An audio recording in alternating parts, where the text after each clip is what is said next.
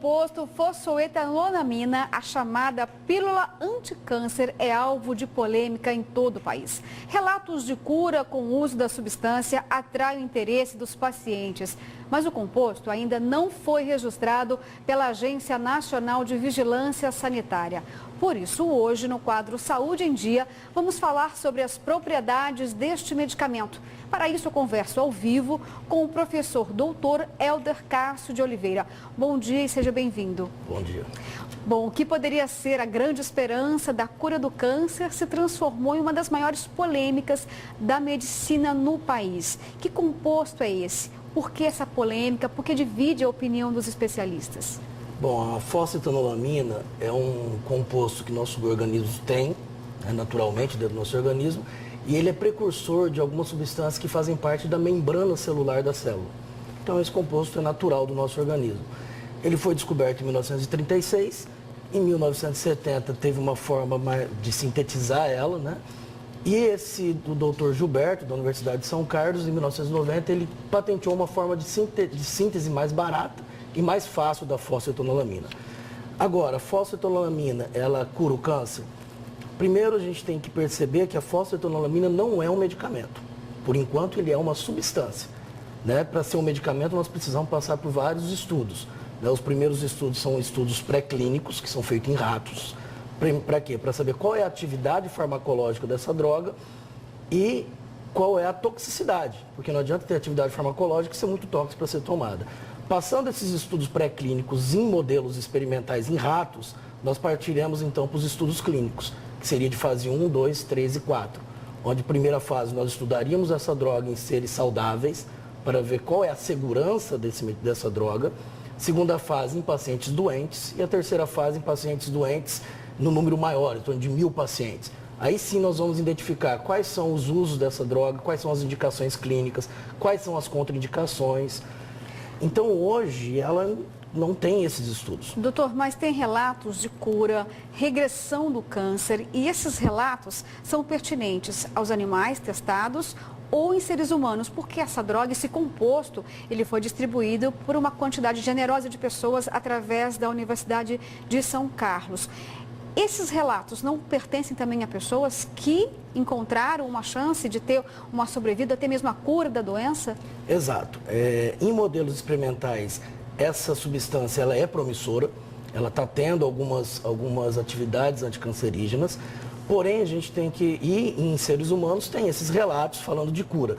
Mas o câncer é uma doença multifatorial e essa possível cura não foi hoje padronizada em estudos. Então, hoje, na verdade, nós temos relato de pessoas falando que curou. Será que foi mesmo a fosfetanolamina? Será que foi o sistema imunológico de uma outra forma que reduziu esse tumor?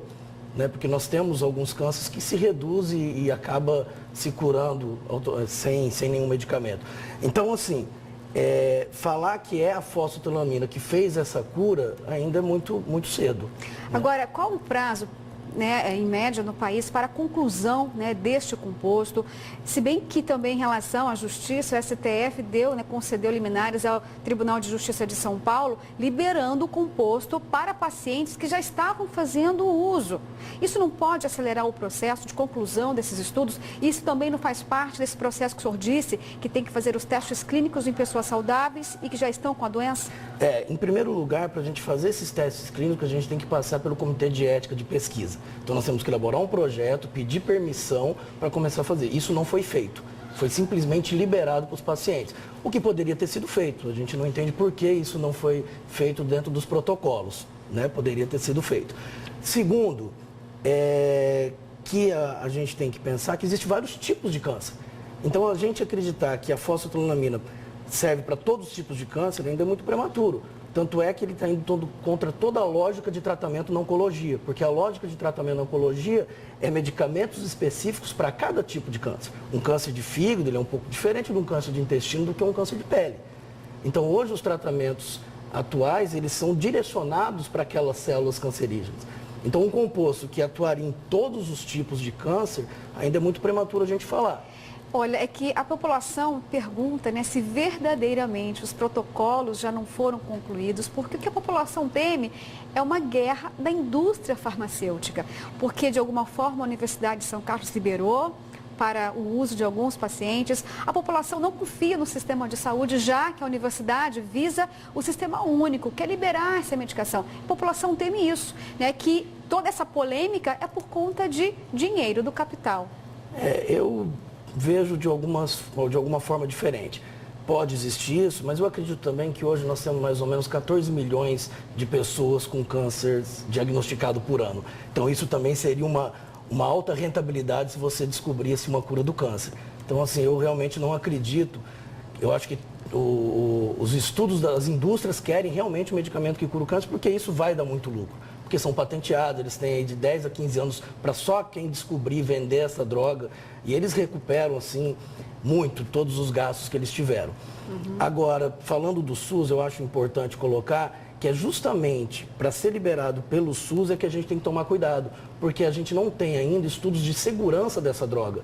Nós não respondemos algumas perguntas importantes. Por exemplo, quanto tempo de uso eu tenho que usar a fosfetanolamina? Um tempo de uso prolongado vai causar outro problema nesse paciente? Quais são as interações medicamentosas que pacientes com câncer também têm outras patologias e tomam outros medicamentos? Será que eu posso dar fosfetanolamina com esses medicamentos? Qual é a dose da fosfetanolamina? Quais são as contraindicações?